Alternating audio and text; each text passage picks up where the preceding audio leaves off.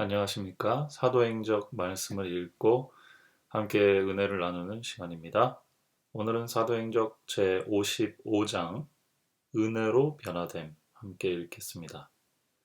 자, 이 사도행적 55장 은혜로 변화됨은 요한과 가룟 유다, 사도 요한과 예수님의 제자 유다를 비교하면서 성화에 대한 원리들을 설명하고 있습니다. 핵심은 하나님의 은혜로 변화된다는 것이죠.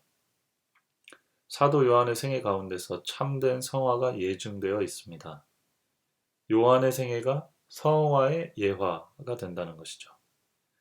그리스도와 가까이 교제한 세월 동안 요한은 자주 구주에게서 경고와 주의를 받았습니다. 그는 견책들을 받아들였고요. 거룩하신 분의 품성이 그에게 나타났을 때에 요한은 자신의 부족을 알았고 그러한 계시로 인해서 겸손해졌습니다. 그래서 우리가 할 수 있는 것은 회개는 우리 스스로 억지로 하는 게 아니고 하나님의 은혜와 우리의 그 앞에 겸비해진 우리의 마음이 만났을 때 회개가 일어나는 거예요. 우리 마음이 트랜지션, 변화가 일어납니다. 요한이 성격이 급한 사람이었죠, 태생은. 근데 어떻게 태생을 고칠 수 있었는가? 하나님의 능력 앞에 겸비했을 때, 하나님의 은혜의 견책을 받아들였을 때 변했다는 것이죠. 그는 자기의 분개하기 잘하고, 다시 말하면 분노 잘하고요. 야심이 많았어요. 요한은 사실 그릇이 큰 사람이긴 큰 사람이었습니다. 그런 사람이 화를 또 잘 내요. 쉽게 만족하지를 못합니다. 야망 있는 사람들이 그런 것이에요. 그러나 그러한 성질을 그대로 두어서는 예수 그리스도의 제자가 되기 어려웠습니다. 그 성질을 그리스도의 고쳐주시는 능력에 굴복시켰으며 거룩한 사랑을 그의 마음속에서 품성의 변화를 일으켜내는데 활용했습니다. 사람의 품성이 어떻게 변하는가? 그리스도의 은혜의 능력으로 변하는데 인간에게서 할 수 있는 것은 그 능력 앞에 겸비하는 것이다. 이렇게 설명을 하고 있고 그 능력에 굴복하는 것, 수그리는 것, 받아들이는 것을 얘기합니다. 요한의 생애 가운데 일어난 성화와 현저히 대조를 이룬 것이 동료 제자 유다의 경험이다 라고 표현합니다. 유다는 그의 동료와 같이 그리스도의 제자라고 공언을 했지만 경건의 모양만 소였습니다. 그는 그리스도의 품성의 아름다움에는 그렇게 둔감하지도 않았었어요. 때때로 구주의 말씀을 들을 때에 죄를 깨닫기는 하였으나 그의 마음을 겸비하게 하고 그의 죄를 고백하려고 하지 않았습니다. 여기서 나오는 원리, 겸손과 고백. 그렇게 하지 않았기 때문에 그는 자신에 대한 왜곡된 인식, 자신이 스스로 뭔가 할 수 있다라고 하는 인식에 사로잡혀 있었어요. 그렇게 되니까 거룩한 가마로 오는 어떤 에너지의 능력을 막게 되죠. 그리고 나중에는 자기가 사랑한다고 공언한 주님께 욕을 돌리는 일을 하게 됐습니다. 가룟 유다는 빛 가운데 행하는 대신에 어둠 속에 행하기를 선택했습니다. 요한일서를 보시면 아시지만은 빛 가운데 행하는 것은 엄청나게 큰 헌신을 하는 게 아니라 이렇게 빛 앞에서 겸비하고 그 빛에 굴복하고 나한테 이런 빛이 없었습니다. 라고 고백하고 인정하는 것이에요. 정직, 겸손, 또 겸비, 고백. 이런 것들이 기독교의 변화의 메커니즘입니다. 그래서 이 가룟 유다는 그 빛을 거절한 거죠. 그러자 그의 마음에는 욕망, 탐욕, 복수심 이런 감정들이 가득 차게 되고 빛이 들어올 공간이 없어요. 그러다 보니 음침하고 음울한 생각을 계속 품다가 결국에는 사단에게 완전히 장악되는 어두운 생각에 완전히 장악돼 버렸습니다. 이게 마음의 영의 원리라는 거예요. 요한과 유다는 그리스도를 따른다고 공언하는 자들을 대표합니다. 둘 다 거룩한 모본을 연구하고 따를 수 있는 같은 기회를 가졌었죠. 두 사람은 그리스도와 친밀히 교제하고 그분의 가르치심을 들을 특권을 받았습니다만 각자는 심한 품성의 결점이 있었고 품성을 변화시키는 하나님의 은혜에 접근할 수 있었습니다. 그러나 전자는 요한이죠. 겸손히 예수를 배운 반면에 후자는 자신의 말씀을 행하는 사람이 아니요 듣기만 하는 사람임을 나타냈습니다. 요한은 하나님의 은혜에 둘 다 품성의 결함이 있었지만 요한은 하나님의 음성에 하나님의 빛에 하나님의 은혜에 젖어드는 겸비한 사람, 그 앞에서는 하나님을 따르려고 하는 사람이었지만 후자인 가룟 유다는 하나님의 말씀을 듣기만 하고 그걸 진정으로 내 삶의 원리로 겸비하게 받아들이는 그런 일은 하지 않았다는 것, 여기에서 큰 차이가 났다는 것을 설명하고 있어요. 요한은 그리스도인의 마음과 생애가 순결해야 한다고 가르칩니다. 그리스도인은 공허한 공언으로, 텅 빈 말이죠. 공언. 그런 것으로 만족해서는 안 되죠. 그리스도인이 이렇게 살아야 된다. 교인들은 이렇게 해야 된다. 이런 정도 가지고는 안 된다는 거죠. 하나님께서 당신의 영역에서 거룩하신 것처럼 범죄한 인류도 그리스도께 대한 신앙을 통해서 자신들의 영역에서는 거룩하여야 한다는 것입니다. 하나님께서 우리에 대한 표준은 거룩이죠. 그래서 사도 바울은 하나님의 뜻은 이것이니 너희가 거룩함이라 너희의 거룩함이라 라고 편지하였습니다. 교회의 성화가 당신의 백성을 다루시는 모든 일에 있어서 하나님의 목적이시다. 이렇게 얘기합니다. 성화, 구원의 과정이라는 것이죠. 사람이 변화되게 만드는 것, 죄로부터 승리하는 삶을 살게 하는 것이 기독교의 핵심적인 메시지라는 것입니다. 참된 성화는 무엇인가? 참된 성화는 사랑의 원칙을 실천함으로 이룩되는 것입니다.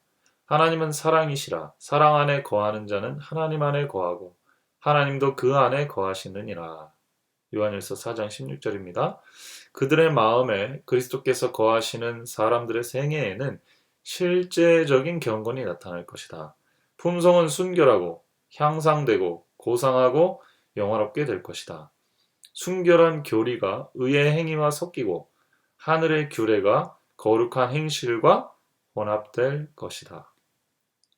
참된 성화는 실제적 경건, 다시 말해 삶 속에서 사랑의 원리가 실천되는 것을 의미하는 것입니다. 하나님께 대한 우리의 사랑을 드러내는 것은 우리의 동포들에게 나타내는 우리의 사랑의 향기이다. 영혼에게 안식을 가져다 주는 것은 인내의 봉사이다. 여기서 포인트는 봉사. 우리의 동포들에게 나타나는 사랑의 향기입니다. 이걸 요한복음 4장에 대한 해석에서는 예수 그리스도는 다른 사람에게 사랑을 베푸는 것이 본인의 영적 양식이다 이렇게 표현했어요. 더 쉽게 얘기하면 다른 사람을 구원하는 것이 그 사람의 삶의 의미였다는 것입니다.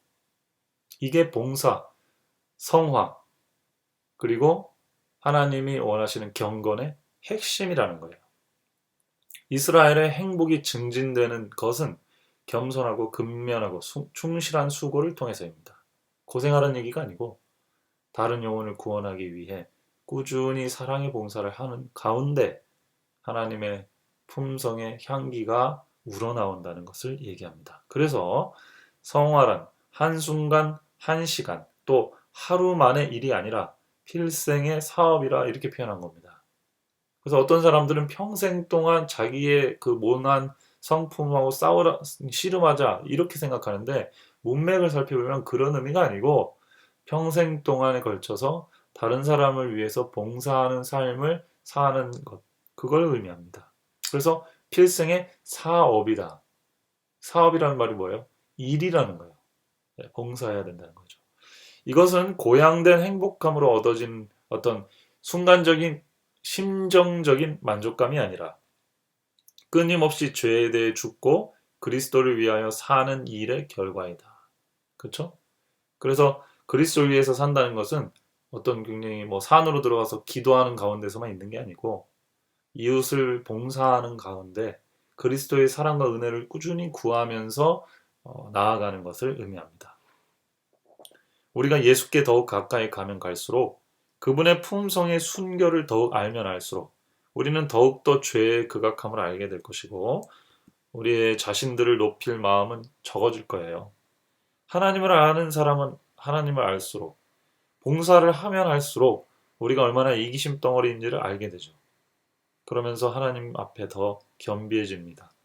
하나님을 향한 계속적인 영혼의 발돋움, 계속적이며 열렬한 죄에 대한 마음을 찢는 회개와 그분 앞에 마음을 겸비케 하는 일이 있을 것이고 우리의 그리스도인적 경험에 있어서 진보의 매 걸음마다 우리의 회개는 깊어질 것이다. 이렇게 표현됩니다.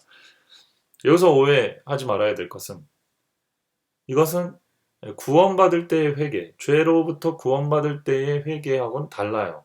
사망의 나라에서 생명의 나라로 옮겨지는 회개하고는 다릅니다. 이 회개는 겸비와 더 비슷할 것 같아요. 하나님 앞에 계속적으로 겸손하게 낮춰지는 경험. 그것은 하나님을 더 가까이 따르는 경험이고 율법을 더 많이 마음에 적용하는 그런 경험이라고 볼 수 있습니다. 어떤 사람은 그래서 매일 매순간 그 거듭남의 회개를 계속해야 된다 그러는데 그거는 어렵습니다. 한 번 혹은 아주 몇 차례 정도면 충분합니다. 마음의 생애와 방향이 바뀌는 거예요. 그 이후에 우리는 살아가면서 성화의 과정을 거치는데 항상 정서적으로 또 우리 심리적으로 만족하지 않죠. 그때 비결이 뭐냐? 구원받을 때처럼 똑같이 하나님 앞에 겸비하는 것, 우리 스스로를 인정하고 고백하는 것. 그러면 빛 가운데 거하는 것이라고 요한 1서에서는 설명을 하고 있는 것이죠. 사도 바울은 셋째 하늘로 들려 올림을 받았을 때 말할 수 없는 것들을 보고 들었지만은 다음과 같이 겸손하게 진술합니다. 내가 이미 얻었다 함도 아니요 온전히 이루었다 함도 아니라. 바울은 불면의 면류관을 얻기 위한 투쟁의 길로 전진한다고 주장하는 모든 그리스도인들이 취해야 할 그런 태도를 보여주고 있죠. 예, 바울의 영적 성장 또 영적 선물은 대단했습니다. 그러나 자랑하지 않았다는 거예요. 그런 것을 가지고 교만할 이유가 없었습니다. 오히려 은혜를 많이 받으면 받을수록 뭐예요? 겸손했다는 거. 이게 회개라는 거예요. 다시 자신의 마음을 낮추는 거. 이게 회개라는 거예요. 구원받은 이후의 회개를 말하는 겁니다. 거룩하다고 크게 공언하고 싶어하는 사람들은 하나님의 율법의 거울을 들여다보라. 그들이 율법의 원대한 요구를 깨닫고 마음의 생각과 의도를 감찰하는 율법의 일을 깨달을 때에 죄 없다고 자랑하지는 못할 것이다. 어떻게 겸손해질 수 있는가? 율법의 가장 위대한 표준, 높은 표준을 한번 보라는 거예요. 내가 자랑할 게 있나? 우리 마음에 거울을 한번 비춰보라는 거예요. 그렇지 못하죠. 우리가 거울처럼 깨끗한 마음을 갖고 있지는 못하다는 것. 그래서 구원을 받았지만 여전히 우리는 이대로 뒀다가는 계속 다른 사람에게 상처를 주고 내 스스로 나에게도 상처를 줄 수밖에 없는 연약성을 갖고 있구나. 그런 의미에서 우리가 하나님을 향한 은혜를 간구하는 그런 마음이 필요하다는 것이죠. 요한은 순종을 통하여 구원을 획득해야 한다고 가르치진 않았습니다만 순종은 사랑과 믿음의 열매라고 가르칩니다. 그래서 사실 믿음과 행실을 뗄 수 없죠. 우리가 어떤 생각을 하는 거하고 어떤 행실을 하는 거하고는 밀접한 연관이 있습니다. 믿음과 행실도 똑같습니다. 우리가 어떻게 믿으면 그대로 살게 되고요. 우리가 어떤 행실을 하는 걸 보면 어떤 믿음을 가졌는지를 알게 되는 것이죠. 이건 은혜와 순종도 마찬가지입니다. 우리가 어떤 사람을 사랑하게 되면 그 사람 가까이 가게 되고 그 사람을 보고 싶어 하게 되죠. 행실이 나타납니다. 그게 없다면 그 마음에 애정이 없다는 뜻이기도 하죠. 우리가 그리스도 안에 거한다면 하나님의 사랑이 마음속에 거한다면 우리의 감정, 우리의 생각, 우리의 행동은 하나님의 뜻과 일치하게 될 것이며 성화된 마음은 하나님의 율법의 교훈과 일치하게 될 것입니다. 자, 그러면 어떻게 이렇게 구체적으로 어떻게 이러한 성화의 단계에 이를 수 있는가? 화이트보이는 몇 가지 그 가이드라인, 세 가지 가이드라인이 되겠네요. 제시합니다. 하나님의 계명을 순종하려고 하는 사람들은 그들의 경험에 있어서 믿음을 활용하지 못하는 믿음의 결핍에 의해서 이런 결과들이 생긴다. 바꿔 말하면 믿음을 가져야 된다. 하나님께서 해주겠다고 했기 때문에 하나님의 약속을 붙드는 믿음, 그리고 그 약속을 주장하는 믿음이 필요하다는 것이죠. 하나님께서 저희의 성품을, 저희의 삶을 변화시켜 주겠다고 약속하지 않으셨습니까? 라는 믿음을 주장해야 된다는 것입니다. 그래서 그 다음에 두 번째는 기도는 죄악과의 투쟁과 그리스도인적인 품성의 개발에 있어서 하늘이 정하신 성공의 방법이다라고 강하게 얘기합니다. 믿음으로 하는 기도에 대한 응답으로 오는 거룩한 감화는 탄원자의 마음에 그가 탄원하는 모든 것을 성취시킬 것이다 라고 표현합니다. 기도, 믿음은 기도랑 연결되죠. 기도도 믿음과 연결됩니다. 그래서 어떤 때는 기도라는 것은 믿음을 의미하고 믿음이라는 것은 기도를 의미합니다. 이 둘이 연결돼 있죠. 성화에 있어서도 이 믿음과 기도, 하나님의 약속을 붙들고 그것을 주장하는 기도가 필요하다는 것입니다. 우리 마음의 싸움에서 이러한 하나님의 말씀을 붙들고 하는 기도가 끊이지 말아야 된다라는 것을 의미합니다. 그래서 하나님의 은혜 앞에 겸손하고 하나님의 말씀을 믿음으로 붙들며 간구하는 사람들의 삶 속에는 이러한 사랑의 향기가 드러나게 되어 있다는 것이죠. 이 시대에 많은 사람들이 거룩한 생활에서 더 큰 진보를 이루지 못하는 이유는 하나님의 뜻을 그들 자신이 하고자 하는 대로 해석하기 때문입니다. 자신들의 욕망을 따르면서도 저들은 저희가 하나님의 뜻을 따르고 있다고 믿고 있습니다. 이 세 번째 가이드라인은 욕망이에요. 우리 자신의 욕망대로 하나님의 말씀을 해석하면 안 된다는 것입니다. 우리가 말씀의 약속을 붙들고 주장하는데 어떨 때는 아주 이 미묘한 라인이지만 인간적인 욕망, 나한테 큰 도움도 안 되는 욕망을 추구하는 데 사용하기도 한다는 것입니다. 그렇게 하면은 이 일이 이루어지지 않는다는 거예요. 네. 하나님의 뜻을 따르고자 하나님의 말씀, 그 믿음을 붙들고 그걸 주장해야 된다는 것입니다. 사람들이 하나님께 드릴 수 있는 최대의 찬양은 그들을 통하여 하나님께서 일할 수 있는 성별된 통로가 되는 것이다. 시간은 영원히 돌이킬 수 없는 곳으로 신속하게 들어가고 있다. 네, 하나님께 우리가 가장 아름다운 찬양을 드릴 수 있는 방법은 그분의 품성의 통로가 되는 것입니다. 그 통로가 되는 방법은 앞서 설명을 했지만 그분의 말씀에 대한 약속에 대한 믿음, 그리고 그 믿음을 주장하는 기도, 그리고 우리의 욕망을 하나님의 욕망에 동화시키는 그러한 헌신이 이러한 일이 가능하도록 한다는 것. 그래서 우리는 생애를 통해서 그리스도 품성처럼 다른 사람들을 돕고 섬기는 일의 기쁨을 느낄 뿐만 아니라 그 기쁨을 통해서 우리가 그리스도와 점점 가까이 나아가면서 성장하는데 우리의 품성은 그리스도의 혹은 그리스도의 율법에 비춰볼 때 여전히 우리는 겸손할 수밖에 없구나. 교만할 이유가 없구나. 라는 또 그 유혹에서 교만과 자만의 유혹에서 벗어나는 그런 겸손한 성장을 이룰 수 있다는 것이죠. 그대들에 대한 하나님의 뜻은 이것이니 너희의 거룩함이라. 데살로니가전서 4장 3절입니다. 이것이 또한 그대의 뜻이기도 합니까? 그대들의 죄악이 그대들 앞에 가로놓인 태산과 같을 수도 있을 것입니다. 그러나 그대들이 마음을 겸비케 하고 그대들의 죄악을 자복하고 십자가에 못 박히시고 부활하신 구주의 공로를 의지하면 주께서는 용서하시고 모든 불의에서 그대들을 깨끗하게 하실 것입니다. 이것이 요한일서의 기별의 핵심 메시지입니다. 사실은 간단합니다. 이 구원론은. 우리가 겸손하게 그분의 십자가의 보혈을 의지할 때 그분은 우리를 받아주렵니다. 그러니까 마음을 낮추고 고백하면 그것이 인간이 할 수 있는 빛의 일이에요. 그럼 용서가 오는 것입니다.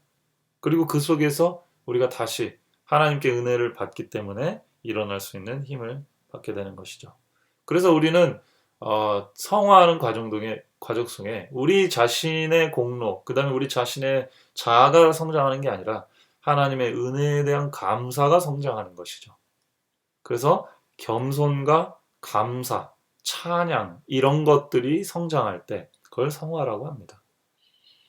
그대의 영혼이 하나님을 사모할 때에 그대는 그분의 은혜에 측량할 수 없는 부요를 더욱더 발견할 것이며 그대가 이 부를 깊이 생각할 때 그것을 소유하게 될 것입니다.